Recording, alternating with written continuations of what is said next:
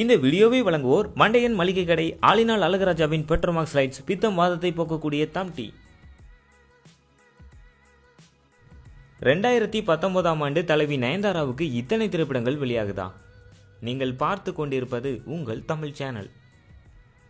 2018ஆம் ஆண்டு நயன்தாராவுக்கு தமிழ், தெலுங்கு உட்பட மொத்தமாக 3 திரைப்படங்கள் தான் வெளியானது. தமிழில் இமைக்கா நொடிகள் மற்றும் கோலமாவு கோகிலா, தெலுங்குல ஜெய்சிம்கா அப்படின்னு ஒரே ஒரு திரைப்படம் தான். ஆனால் இந்த வருஷம் தமிழில் மட்டும் இவங்களுக்கு 5 திரைப்படங்களுக்கு மேலே வெளியாக இருக்கு. இதில் முதலாவது திரைப்படம் விசுவாசம். அஜித்துக்கு ஜோடியாக நயன்தாரா நடிக்கும் இந்த படத்தை சிவா டைரக்ட் பண்ணியிருக்காரு. பொங்கல் திருவிழாவை முன்னிட்டு இந்த படம் ஜனவரி 10ஆம் தேதி உலகம் முழுவதும் மிகுந்த எதிர்பார்ப்போடு வெளியாக போகுது. 2வது திரைப்படம் கொலையுதிர் காலம். உன்னை போல் ஒருவன், பில்லா 2 போன்ற படங்களை டைரக்ட் பண்ண சக்ரி இந்த படத்தை டைரக்ட் பண்ணியிருக்காரு. நயன்தாரா லீட் ரோல்லையும் பூமிகா இன்னொரு ரோல்லையும் இந்த படத்தில் நடிச்சிருக்காங்க. த்ரில்லர் படமான கொலையுதிர் காலம் மார்ச் மாதம் வெளியாகலாம் அப்படின்னு எதிர்பார்க்கப்படுது. 3வது திரைப்படம் ஐரா. நயன்தாரா, கலையரசன், யோகி பாபு என பலர் நடிச்சிருக்கும் இந்த படத்தை சர்ஜுன் என்பவர் டைரக்ட் பண்ணியிருக்காரு. இந்த படத்தோட ஃபர்ஸ்ட் லுக் ரீசெண்டாக தாங்க வெளியானுச்சு. பொங்கல் தினத்தை முன்னிட்டு இந்த படத்தோட டீசர் வெளியாக இருக்குங்க.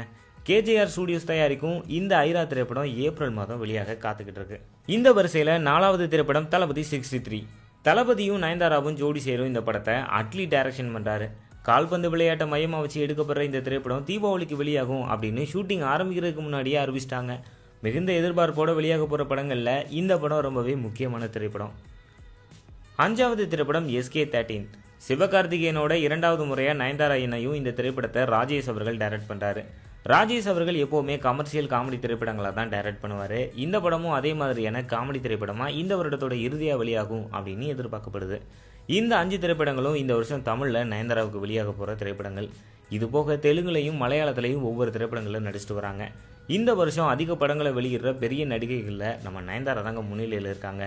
இந்த செய்தியை பற்றின உங்களுடைய கருத்துக்களை கீழே உள்ள கமெண்ட் பாக்ஸில் கண்டிப்பாக நீங்கள் பதிவு பண்ணுங்கள். மேலும் இது போன்ற செய்திகளுக்கு சப்ஸ்கிரைப் பண்ணுங்கள் தமிழ் சேனல்.